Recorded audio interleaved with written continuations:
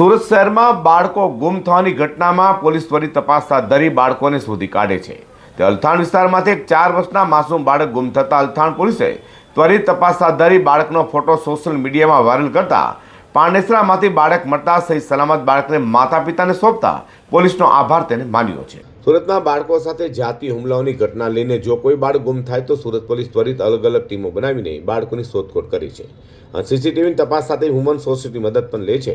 આ વખતે અલથાણ વિસ્તારમાંથી એક 4 વર્ષનું માસૂમ બાળક ગુમ થયું હોય તેને શોધવા માટે અલથાણ પોલીસે સોશિયલ મીડિયાનો પણ ઉપયોગ કર્યો હતો અને પોલીસે ટીમો બનાવી બાળકની શોધખોળ સાથે વોટ્સએપ ગ્રુપમાં પણ બાળકનો ફોટો શેર કર્યો હતો।